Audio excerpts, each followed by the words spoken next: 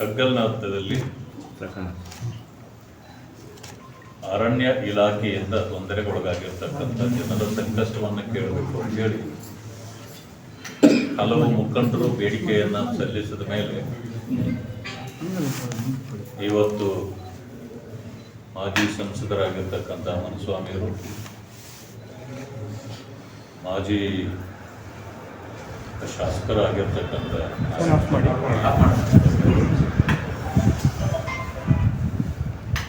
ಜೊತೆಗೂಡಿ ನಾವೆಲ್ಲ ಬಂದಿದ್ದೇವೆ. ಅರಣ್ಯ ಇಲಾಖೆಯಲ್ಲಿ ಅನೇಕ ಕಡೆಗಳಲ್ಲಿ ಲೋಪಗಳಾಗ್ತಿರ್ತಕ್ಕಂಥದ್ದು, ರೈತರಿಗೆ ಸಂಕಷ್ಟ ಬಂದಿರತಕ್ಕಂಥದ್ದು ಕೂಡ ನಾವು ಗಮನಿಸ್ತಾ ಇದ್ದೇವೆ.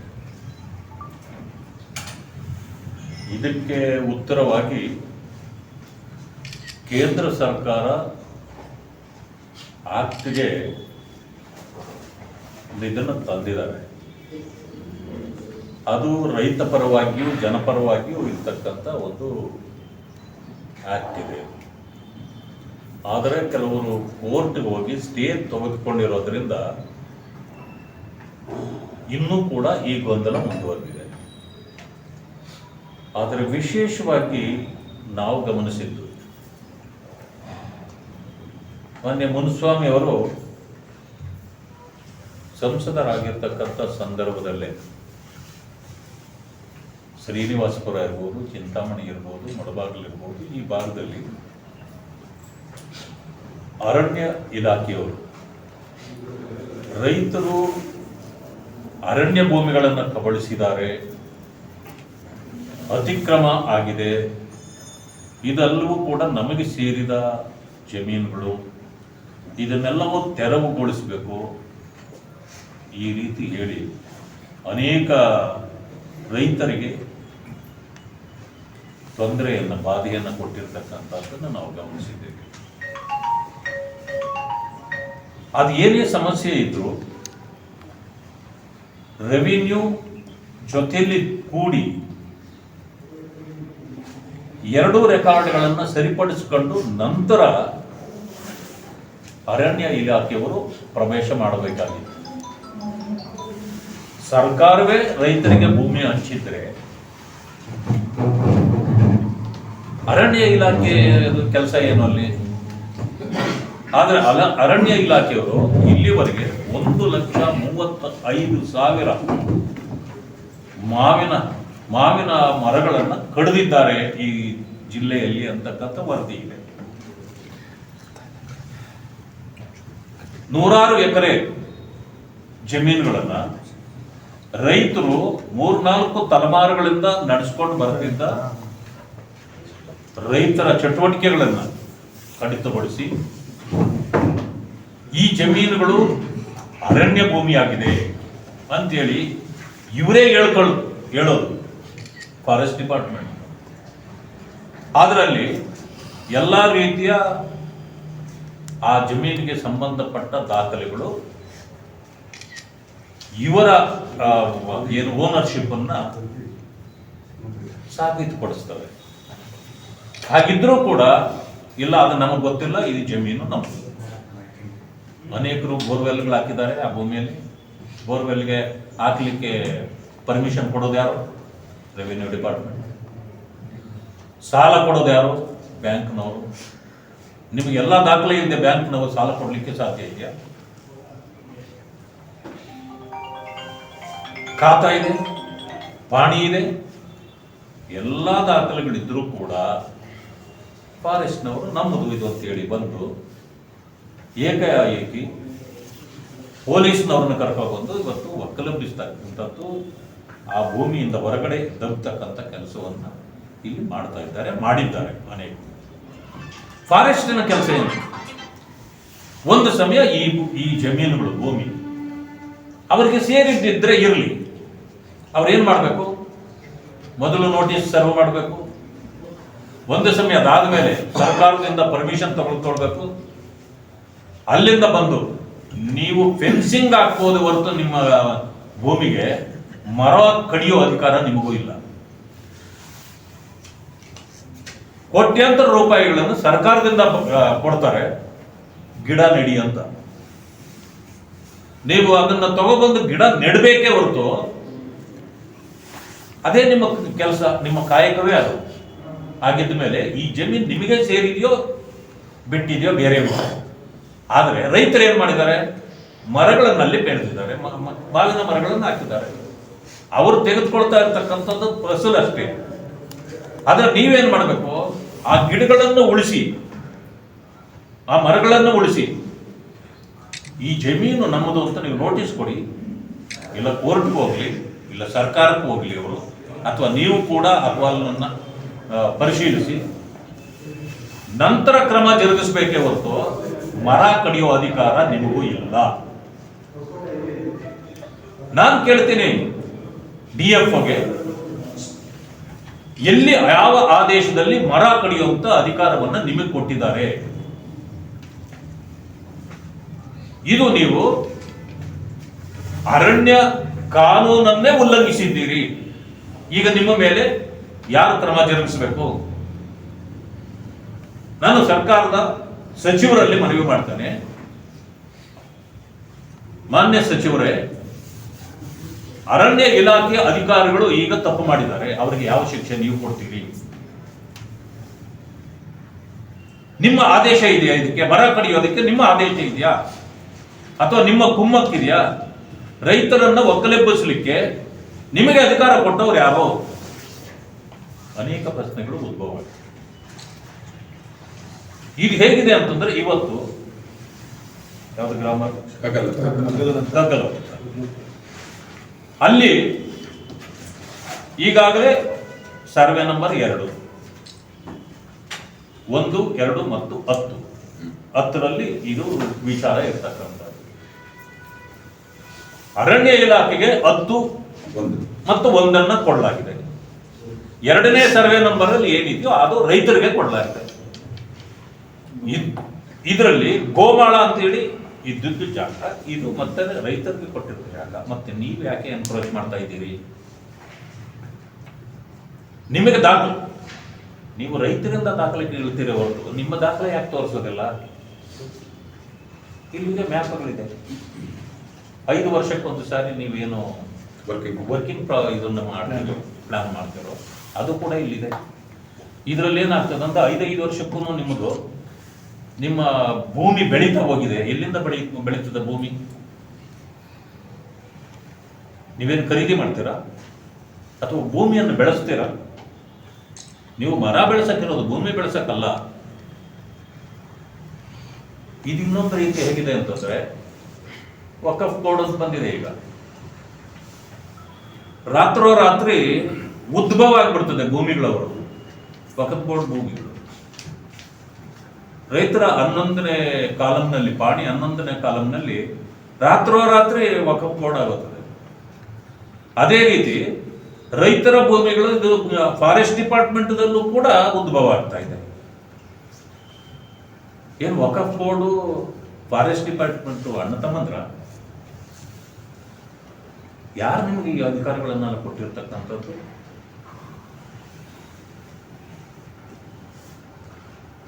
ಹನ್ನೊಂದನೇ ಕಾಲಂನಿಂದ ಮಾನ್ಯ ಮುಖ್ಯಮಂತ್ರಿಗಳು ಹೇಳಿದ್ದಾರೆ, ವಕಫ್ ಬೋರ್ಡ್ ಅನ್ನು ತೆಗೆದು ಬಿಡ್ತೀವಿ. ಯಾವುದೇ ಆಗಲಿ, ನೀವು ನೋಟಿಫಿಕೇಶನ್ ನಲ್ಲಿ ಇರ್ತಕ್ಕಂಥ ಸರ್ವೆ ನಂಬರ್ಗಳನ್ನ ತೆಗೆದೇ ಇದ್ರೆ, ವಕಫ್ ಬೋರ್ಡ್ದಾಗ್ಲಿ ಅಥವಾ ಫಾರೆಸ್ಟ್ ಡಿಪಾರ್ಟ್ಮೆಂಟ್ದಾಗ್ಲಿ ಅದು ಹೇಗೆ ಹೋಗ್ಲಿಕ್ಕೆ ಸಾಧ್ಯ? ಪಾಣಿಯಲ್ಲಿ ತೆಗೆದ್ರೆ ಆಗೋದಿಲ್ಲ, ನೀವು ಗೆಜೆಟ್ ಇಂದ ತೆಗಿಬೇಕು. ಅದು ಎರಡನ್ನೂ ಅಷ್ಟೇ. ಈ ರೀತಿ ಕೋಲಾರದಲ್ಲಿ ರಾತ್ರೋರಾತ್ರಿ ಉದ್ಭವ ಆಗ್ತವೆ ಪಾಣಿಗಳಲ್ಲಿ. ಎಲ್ಲಿ ಹೋಗ್ಬೇಕು ರೈತರು, ಜನ? ಯಾಕೆ ಈ ರೀತಿ ತೊಂದರೆಗಳು ಕೊಡ್ತಿದೆ ಸರ್ಕಾರ? ಇದೆಲ್ಲ ಪರಿಶೀಲನೆ ಆಗಬೇಕು. ವಿಶೇಷವಾಗಿ ರಾಜ್ಯದ ಅನೇಕ ಕಡೆಗಳಲ್ಲಿ ವಕಫ್ ಬೋರ್ಡ್ಗೂ ಕೂಡ ಈ ಪರಿಸ್ಥಿತಿ ಬಂದಿದೆ. ಅದರ ಹೋರಾಟ ಇವತ್ತು ರಾಜ್ಯಾದ್ಯಂತ ಭಾರತೀಯ ಜನತಾ ಪಕ್ಷ ಮಾಡ್ತಾ ಇದೆ, ಮುಖಂಡಗಳೆಲ್ಲರೂ ಕೂಡ. ನಾನು ವಿಶೇಷವಾಗಿ ಕೋಲಾರಕ್ಕೆ ಹೇಳೋದು, ಈ ಅರಣ್ಯ ಇಲಾಖೆ ಜೊತೆಗೆ ವಕಫ್ ಬೋರ್ಡ್ ಎರಡನ್ನೂ ಕೂಡ ಇನ್ವೆಸ್ಟಿಗೇಷನ್ಸ್ ಆಗಬೇಕು. ನೀವು SIT ಕೊಡ್ತಿರೋ, COD ಕೊಡ್ತಿರೋ, CBIಗೆ ಕೊಡ್ತಿರೋ, ಒಟ್ಟಿಗೆ ಕೊಡ್ಬೇಕು. ಯಾಕೆಂತಂದ್ರೆ ಸತ್ಯಾಸತ್ಯತೆಗಳು ಹೊರಗಡೆ ಬರಬೇಕು. ಯಾರ ಮೇಲೆ ಇವತ್ತು ಹಗೆತನಗಳನ್ನ ಇಟ್ಕೊಂಡು ರೈತರನ್ನ ಒಕ್ಕಲೆಬ್ಬಿಸ್ತಕ್ಕಂಥ ಕೆಲಸವನ್ನ ಈ ಕಾಂಗ್ರೆಸ್ ಸರ್ಕಾರ ಮಾಡ್ತಾ ಇದೆ. ಕಾಂಗ್ರೆಸ್ ಸರ್ಕಾರ ಬಂದ ಮೇಲೆ 1,35,000 ಮಾವಿನ ಮರಗಳನ್ನ ಕಡಿಯಲಾಗಿದೆ. ಯಾಕೆ ನಮ್ಮ ಸರ್ಕಾರ ಇದ್ದಾಗ ಯಾಕೆ ಕಡಿಯಲಿಲ್ಲ? ನಾವು ಹತೋಟಿಯಲ್ಲಿ ಇಟ್ಟಿದ್ವಿ, ರೈತರ ಪರವಾಗಿದ್ವಿ. ಅಲ್ಲಿ ಏನೇ ಸಮಸ್ಯೆ ಬಂದ್ರೆ ಇಲಾಖೆ ಇದೆ, ಅಧಿಕಾರಿಗಳಿದ್ದಾರೆ, ಇಲ್ಲ ಅಂತಂದ್ರೆ ಸರ್ಕಾರ ಇದೆ ಇದನ್ನು ಸರಿಪಡಿಸಲಿಕ್ಕೆ. ಇದನ್ನು ಬಿಟ್ಟು ನೀವು ಏಕಾಏಕಿ ರೈತರ ಜಮೀನುಗಳಿಗೆ ನುಗ್ಗಿ ರಾಬರಿ ಮಾಡ್ತಾರಲ್ಲ, ಕಳ್ಳರು ಬರ್ತಾರಲ್ಲ, ಆ ರೀತಿ ಬಂದು ಅದಕ್ಕೆ ಪೊಲೀಸ್ ಸಪೋರ್ಟ್ ಅನ್ನು ತಗೊಬಂದು ಇದು ಮಾಡ್ತಕ್ಕಂಥದ್ದು ಇದು ಅಕ್ಷಮ್ಯ. ಇದನ್ನು ನಾವು ಒಪ್ಪಕ್ಕಾಗೋದಿಲ್ಲ. ಆದ್ರಿಂದ ಈ ಸರ್ಕಾರದ ಗಮನವನ್ನು ಸೆಳೀತೇವೆ. ಈಗ ಸದನದಲ್ಲೂ ಕೂಡ ಇದನ್ನು ಪ್ರಸ್ತಾಪ ಮಾಡ್ತೇವೆ. ಹಿಟ್ಲರ್ ಸರ್ಕಾರ ಆಗಿದೆ. ಅಧಿಕಾರಿಗಳು ಕೂಡ ಹಿಟ್ಲರ್ನ ರೀತಿಯಲ್ಲಿ ವರ್ತನೆ ಮಾಡ್ತಿರ್ತಕ್ಕಂಥದ್ದನ್ನ ಭಾರತೀಯ ಜನತಾ ಪಕ್ಷ ನಾವು ಖಂಡಿಸ್ತೇವೆ. ಮತ್ತು ಇದರ ವಿರುದ್ಧವಾಗಿ ಹೋರಾಟವನ್ನು ಕೂಡ ಮಾಡ್ತೇವೆ. ರೈತರ ಜಮೀನನ್ನು ಯಾವುದೇ ಕಾರಣಕ್ಕೆ ನಾವು ಸರ್ಕಾರಕ್ಕೆ ಆಗಲಿ, ಈ ಅರಣ್ಯ ಇದಕ್ಕಾಗಲಿ, ವಕಫ್ ಬೋರ್ಡ್ಗಾಗಲಿ ಇದನ್ನ ಬಿಡೋದಿಲ್ಲ ಅಂತಕ್ಕಂಥ ಮಾತನ್ನ ನಮ್ಮ ಮೂಲಕ ನಾನು ಹೇಳಲಿಕ್ಕೆ ಬಯಸ್ತೇನೆ. ಇವತ್ತು ಆ ಪ್ರದೇಶಗಳಿಗೆ ನಾವು ಭೇಟಿ ಕೊಡ್ತಾ ಇದ್ದೀವಿ, ಮೂವರು ಕೂಡ. ಅವರಿಂದ ಮಾಹಿತಿಯನ್ನು ಕೂಡ ಪಡಿತೇವೆ, ರೈತರಿಂದ ಮಾಹಿತಿಯನ್ನು ಪಡಿತೇವೆ. ಇದೆಲ್ಲವನ್ನು ಕ್ರೋಢೀಕರಿಸಿ ಸರ್ಕಾರಕ್ಕೆ ಬಿಸಿ ಮುಟ್ಟಿಸ್ತಕ್ಕಂಥ ಕೆಲಸವನ್ನು ನಾವು ಮಾಡಲಿಕ್ಕೆ ಬಂದಿದ್ದೇವೆ. ಸೊ ಇಲ್ಲಿ ಶ್ರೀನಿವಾಸಪುರದಲ್ಲಿ ರಾಜಕೀಯ ನಾಯಕರು ಮತ್ತು ಪ್ರಮುಖರು ಅವರ ಒಂದು ಜಮೀನು ಸರ್ವೆಗೂ ಕೂಡ ಕಂದಾಯ ಇಲಾಖೆ ಮತ್ತು ಅರಣ್ಯ ಇಲಾಖೆ ಮುಂದಾಗ್ತಾ ಇಲ್ಲ. ಸಣ್ಣ ಪುಟ್ಟ ರೈತರದ್ದು ಈ ಥರ ಜಮೀನನ್ನು ವಶಪಡಿಸ್ಕೊಳ್ಳುವಂಥ ಕೆಲಸ ಮಾಡ್ತಾ ಇದ್ದಾರೆ. ಏನು ನಿಗದಿಯಾಗಿತ್ತು ನವೆಂಬರ್ 6ನೇ ತಾರೀಕು ಸರ್ವೆ ಕೂಡ ಮುಂದೂಡಿಕೆ ಮಾಡಿದ್ದಾರೆ. ನೋಡಿ, ಈ ಸರ್ಕಾರ ಜನಪರವಾದ ಸರ್ಕಾರ ಅಲ್ಲ. ತನಗೆ ಬೇಕಾದವರಿಗೆ ಒಂದು ನ್ಯಾಯ, ಸಾಮಾನ್ಯರಿಗೆ ಮತ್ತೊಂದು ನ್ಯಾಯ, ಮಂತ್ರಿಗಳಿಗೆ ಒಂದು ನ್ಯಾಯ, ಕಾಂಗ್ರೆಸ್ ಲೀಡರ್ಗಳಿಗೆ ಒಂದು ನ್ಯಾಯ, ಈ ರೀತಿ ಬೇಕಾದಷ್ಟು ನ್ಯಾಯಗಳನ್ನು ಇಟ್ಕೊಂಡಿದ್ದಾರೆ. ಆದರೆ ನಮ್ಮ ಪಕ್ಷ ಗೌರವಿಸೋದು, ಗುರುತಿಸೋದು ಬಾಬಾ ಸಾಹೇಬ್ ಅಂಬೇಡ್ಕರ್ ಅವರ ಸಂವಿಧಾನ ಕೊಟ್ಟ ನ್ಯಾಯ. ಅದು ಎಲ್ಲರಿಗೂ ಒಂದೇ ನ್ಯಾಯ. ಇದನ್ನು ಬಿಟ್ಟು ಅವರು ಏನೇ ಮಾಡಿದ್ರು ಕೂಡ ನಾವು ಒಪ್ಪೋದಿಲ್ಲ. ನಮ್ಮ ಹೋರಾಟ ಇದ್ದೇ ಇರ್ತದೆ. ಅಲ್ಲ, ಅದನ್ನ ಏನ್ ಮಾಡ್ಬೇಕು ಅಂತೀರಿ? ಯಾವ್ದನ್ನ? ರಮೇಶ್ ಕುಮಾರ್ ಅವ್ರಿಗೊಂದು ನ್ಯಾಯ, ರೈತರಿಗೊಂದು ನ್ಯಾಯ, ಅವ್ರದ್ದು ಯಾಕೆ ತೆಗಿತಾ ಇಲ್ಲ? ಅಲ್ಲ, ಇದ್ರ ಬಗ್ಗೆ ಬಿಜೆಪಿನೂ ಪ್ರತಿಭಟನೆ ಮಾಡಿಲ್ಲ ಸರ್. ಕೋಲಾರದಲ್ಲಿ ಇಲ್ಲಿವರೆಗೂ ಪ್ರತಿಭಟನೆ ಕೂಡ ಮಾಡಿಲ್ಲ. ಅಲ್ಲ, ರೈತರ ಜೊತೆಗೆ ಅವ್ರದ್ದು ಕೈ ಬಿಟ್ಬಿಡ್ಬೇಕು ಅಂತೀರಾ? ಮಾಡ್ಬೇಕು ಅಂತ ಯಾವುದು? ರಮೇಶ್ ಕುಮಾರ್ ಅವ್ರದ್ದು ಕೈ ಬಿಟ್ಬಿಡ್ಬೇಕು ಅಂತೀರಾ? ಪಕ್ಕ ಅರಣ್ಯ ಭೂಮಿ ಆಗಿದ್ದರೆ ಆಯ್ತಾ, ಅದನ್ನ ಕಬ್ಜಾ ಮಾಡಬೇಕು. ರಮೇಶ್ ಕುಮಾರ್ ಇವತ್ತ ಬಂದಿರೋದು ದಾಖಲೆ 20-30 ವರ್ಷಗಳಿಂದ ನಡೀತಾ ಇದೆ. ಅದು ಹೋಗ್ಲಿ, ರಮೇಶ್ ಕುಮಾರ್ಗೂ ಬಿಟ್ಬಿಡೋಣ. ಎಷ್ಟು ಅವರಿಗೆ ಭೂಮಿ ಇಲ್ಲ ಅಂದ್ರೆ ನಾನೇ ರೆಕಮೆಂಡ್ ಮಾಡ್ತೇನೆ, 1 ಎಕರೆ ಅಥವಾ 2 ಎಕರೆ ಭೂಮಿಯನ್ನ ಸರ್ಕಾರ ಅವ್ರಿಗೆ ಕೊಡ್ಲಿ, ಅರಣ್ಯ ಭೂಮಿಯಲ್ಲೇ ಕೊಡ್ಲಿ, ನಂದೇನು ಅಭ್ಯಂತರ ಇಲ್ಲ. ನೀವು 20, 30, 50, 100 ಎಕರೆ ಕಬಳಿಸ್ಲಿಕ್ಕಲ್ಲ ಇರುವುದು. ಆಮೇಲೆ ಜನಪ್ರತಿನಿಧಿಗಳಾಗಿದ್ದವರು ನೀವೆಲ್ಲ, ನೀವು ಕಬಳಿಸಿದರೆ ಕಬಳಿಸೋದಲ್ಲ, ಅದು ನೀವು ಲೂಟಿ ಮಾಡಿರೋದು. ಅದನ್ನು ಬಿಡಕ್ಕಾಗೋದಿಲ್ಲ. ಯಾರೋ ಒಬ್ಬ ಸಣ್ಣ ರೈತ, ಅವ್ನಿಗೇನೂ ಗತಿ ಇಲ್ಲ, 1 ಎಕರೆನೋ 2 ಎಕರೆ ಹಾಕೊಂಡಿದ್ದಾನೆ ಅಂತಂದ್ರೆ ತಪ್ಪಿಲ್ಲ. ಅದನ್ನ ಸರ್ಕಾರ ಕೇಳಿ ಅವ್ರಿಗೆ ಕೊಡಿಸ್ಬೋದು. ಆ ರೀತಿ ಅವರು ಅರ್ಜಿ ಕೊಟ್ರೆ ಪಾಪ ಕೊಡ್ಸೋಣ ಅವ್ರಿಗೊಂದು 1-2 ಎಕರೆ. ಸರ್, ಇವತ್ತು ಬಳ್ಳಾರಿಯಲ್ಲಿ ಏನು ಬಾಣಂತಿರು ಸಾವನ್ನಪ್ಪಿದ್ರು ಅದು ಆರೋಗ್ಯ ಇಲಾಖೆ ವೈಫಲ್ಯ ಅಂತ ನಿನ್ನೆ ದಿನೇಶ್ ಗುಂಡೂರಾವ್ ಅವರು ಒಪ್ಕೊಂಡಿದ್ದಾರೆ ಕೋಲಾರದಲ್ಲಿ. ಸರ್, ಯಾರು ಒಪ್ಕೊಂಡಿದ್ದಾರೆ? ದಿನೇಶ್ ಗುಂಡೂರಾವ್ ಅವರು. ಇದು ರಾಜೀನಾಮೆನೂ ಕೊಡ್ತೀನಿ ಅಂತ ಹೇಳಿದ್ರು, ಇನ್ನೂ ಕೊಟ್ಟಿಲ್ವಾ? ಇನ್ನು ಕೊಡಲ್ಲ ಸರ್. ಅಲ್ಲ, ನೀವು ಈಗಲಾಗಲೇ ಕೊಟ್ಟಿರ್ಬೇಕು ಅಂದ್ಕೊಂಡಿಲ್ಲ ನಾನು. ಇನ್ನೂ ಕೊಟ್ಟಿಲ್ಲ ಅಂತಂದ್ಮೇಲೆ ಅವ್ರು ಕೊಡ್ಲೇಬೇಕಲ್ಲ, ಅವರೇ ಹೇಳಿದ್ದಾರೆ. ವೈಫಲ್ಯ ಅಂತ ನನ್ನಿಂದ ವೈಫಲ್ಯ ಆಗಿದ್ರೆ ಇಲಾಖೆಯಿಂದ ಅಲ್ಲ, ಇಲಾಖೆ ನೋಡಿ, ಮಂತ್ರಿ ಟ್ರೈನ್ ಓಡಿಸ್ತಾರ, ರೈಲುಗಳು ಮಂತ್ರಿ ಓಡಿಸ್ತಾರ? ಪೈಲಟ್ ಓಡಿಸ್ತಾರೆ. ಇಂದಿನ ಕಾಲದಲ್ಲಿ ಎಲ್ಲೋ ಟ್ರೈನ್ ಆಕ್ಸಿಡೆಂಟ್ ಆದ್ರೆ ಅರೆ ನನ್ನ ಡಿಪಾರ್ಟ್ಮೆಂಟ್ ಅಲ್ಲಿ ಆಗಿದೆ, ಅದರಿಂದಾಗಿ ನಾನು ಅದರ ಇದನ್ನು ಹೊತ್ತು ಜವಾಬ್ದಾರಿ ತಂಡದಲ್ಲಿದ್ದೇನೆ, ಅದರಿಂದ ನಾನು ರಾಜೀನಾಮೆ ಕೊಡ್ತೀನಿ ಅಂತ ಹೇಳ್ತೀನಿ. ಇವರೇನ್ರಿ ಸಿಕ್ಕಾಕೊಂಡ್ರು, ಇಲ್ಲ ನಂದು ಹಾಗೇ ಇಲ್ಲ, ನಾನು ಕೋರ್ಟ್ಗೆ ಹೋಗ್ಲಿ ಬೇಕಾದ್ರೆ ನೋಡ್ತೀನಿ ಅಂತ. ಮುಖ್ಯಮಂತ್ರಿಗಳೇನೆ ಇವತ್ತು ರಿಸೈನ್ ಮಾಡಬೇಕಾಗಿತ್ತು, ಇವತ್ತು ಅವ್ರು ಜೈಲಲ್ಲಿ ಇರಬೇಕಾಗಿತ್ತು ಸಿದ್ದರಾಮಯ್ಯನವರು. ಅವ್ರು ಇನ್ನೂ ಜೈಲಿಗೂ ಹೋಗಿಲ್ಲ, ರಿಸೈನು ಮಾಡಿಲ್ಲ. ಏನ್ ಬೇಕಾದ್ರೂ ನಾನು ಇವರು ಕೇಜ್ರಿವಾಲ್ ತರ ನನ್ನನ್ನು ಬೇಕಾದ್ರೆ ಅರೆಸ್ಟ್ ಮಾಡಿದ್ರೆ ಜೈಲಲ್ಲಿ ಪರಪ್ಪನಗರ ಜೈಲಲ್ಲಿ ಇದ್ಕೊಂಡೇನೆ ನಾನು ಅಧಿಕಾರ ನಡೆಸ್ತೀನಿ ಅಂತ ಪರಿಸ್ಥಿತಿ, ನಿಮ್ಮ ಮನಸ್ಥಿತಿ ಬಂದ್ರೆ ಪ್ರಜಾಪ್ರಭುತ್ವಕ್ಕೆ ಬೆಲೆ ಇಲ್ಲ, ಸಂವಿಧಾನಕ್ಕೆ ಗೌರವ ಇದೆಯಾ? ನಿಮ್ಮ ಮುಖಂಡ್ರೆ ಆ ರೀತಿ ಆದ್ರೆ ಇನ್ನು ಇವರೇನು ಬಾಲಂಗೋಚಿಗಳಿವೆಲ್ಲ, ಇನ್ನು ಅವು ಕೂಡ ಅದನ್ನೇ ಮಾಡ್ತವೆ. ಆದ್ರಿಂದ ಇದು ಸರಿಯಾದ ಕ್ರಮಗಳಲ್ಲ. ಸಂವಿಧಾನಕ್ಕೆ ನೀವು ಗೌರವ ಕೊಡ್ಬೇಕಂತಂದ್ರೆ ಇಂಥ ಅಪಾದನೆ ಬಂದಾಗ್ಲೂ ಕೂಡ,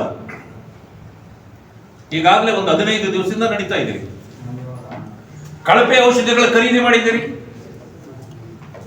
ಯಾವ ಇದು ಕಂಪನಿಗಳನ್ನ ಬ್ಲಾಕ್ ಲಿಸ್ಟ್ ಮಾಡಿದಿರೋ ಅವ್ರ ಹತ್ರ ಅಡ್ಜಸ್ಟ್ ಮಾಡಿ, ಒಂದೇ ತಿಂಗಳು ಬ್ಲಾಕ್ ಲಿಸ್ಟ್, 2ನೇ ತಿಂಗಳಿಂದ ತಿರುಗಿ ವೈಟ್ ಲಿಸ್ಟೇ. ಬ್ಲಾಕ್ ಮಾಡ್ರಿ, ಯಾರಿಗೆ ವೈಟ್ ಲಿಸ್ಟೇ ಆಗೋಯ್ತು. ಅಡ್ಜಸ್ಟ್ಮೆಂಟ್ ಎಲ್ಲ ಮಾಡ್ಕೊಂಡು ನೀವು ಭ್ರಷ್ಟಾಚಾರದಲ್ಲಿ ತುಂಬಿಟ್ಕೊಂಡು ಇವತ್ತೇನ್ ಮಾಡ್ತಾ ಇದ್ದೀರಿ? ನೀವು ಮತ್ತೆ ಖರೀದಿ ಮಾಡಿದ್ದೀರಿ. IV ಫ್ಲೂಯಿಡ್ ಅದು ಕಳಪೆ ಅಂತ ಬಂದಿದೆ. ಅದು ಸೆಂಟ್ರಲ್ ಲ್ಯಾಬ್ ಅಲ್ಲಿ ಅದು ಪಾಸ್ ಆಗಿದೆ ಅಂತ ಹೇಳ್ತಾರೆ ದಿನೇಶ್. ನೋಡಿ, ಸೆಂಟ್ರಲ್ ಲ್ಯಾಬ್ ಅಲ್ಲಿ ಸ್ಯಾಂಪಲ್ ಪಾಸ್ ಆಗುತ್ತೆ, ಮುಗೀತಾ? ಅದೇ ಬಂದಿದೆ ಇಲ್ಲಿ ಅಂತ ನೀವು ಖಾತ್ರಿ ಕೊಡ್ತೀರಾ ಸರ್ಟಿಫಿಕೇಟ್? ಮತ್ತೆ ನೀವು ಚೆಕ್ ಮಾಡೋದಿಲ್ಲ? ಕಲ್ಕತ್ತಾದಿಂದ ಬಂದಿದೆ, ಅದು ಬೆಂಗಳೂರಿಗೆ ಬಂತು. ಸೆಂಟ್ರಲ್ ಲ್ಯಾಬ್ ಇರೋದಲ್ಲಿ ದೆಹಲಿಯಲ್ಲಿ. ಅವರು ಅದನ್ನು ಇದು ಮಾಡಿದ ಮೇಲೆ ಅದೇ ಬಂದಿದೆಯಾ ಇಲ್ವಾ ಅಂತೇಳಿ ನೀವು ಇಲ್ಲಿ ಚೆಕ್ ಮಾಡಿದ್ದೀರಾ? ನಿಮ್ಗೆ ಟೆಸ್ಟಿಂಗ್ ಇಲ್ಲಿಲ್ವಾ? ಇಲ್ಲಿ ಮಾಡ್ಬೇಕಲ್ವಾ? ಶೋರೂಮ್ ಅಲ್ಲಿ ಹೋದ್ರೆ ಶೋ ಕೇಸಲ್ಲಿ ಒರಿಜಿನಲ್ ಪೀಸ್ ಇಟ್ಟಿರ್ತಾರೆ, ಅದೇ ಪೀಸೇ ನಿಮಗೆ ನೆಕ್ಸ್ಟ್ ಕೊಡ್ತಾವ್ರೆ ಅಂತ ನೀವೇ ಖಾತ್ರಿ ಇದೆಯಾ? ಚೆಕ್ ಮಾಡ್ಕೊಳ್ಳೋದು ಯಾರು? ಅದು ಡಿಪಾರ್ಟ್ಮೆಂಟ್ ಮಾಡಬೇಕಾಗಿರೋದು. ನಿಮ್ಮ ಇದನ್ನೆಲ್ಲೂ ತಗೊಂಡೋಗಿ ಸೆಂಟ್ರಲ್ ಮೇಲೆ ಹಾಕ್ಬೇಡಿ. ಇದಕ್ಕೊಂದು ರೋಗ ಇದೆ ಈ ಸರ್ಕಾರಕ್ಕೆ. ಮಾತೆತ್ತಿದ್ರೆ ಮೋದಿ ಬೇಕು, ಒಳ್ಳೇದಕ್ಕೆ ಮೋದಿ ಅವ್ರ ಹೆಸರು ಹೇಳಲ್ಲ. ಇದು ಇವ್ರು ಮಾಡಿದ ತಪ್ಪುಗಳಿಗೆಲ್ಲ ಮೋದಿ ಅವರ ಹೆಸರನ್ನು ತರ್ತಾರೆ.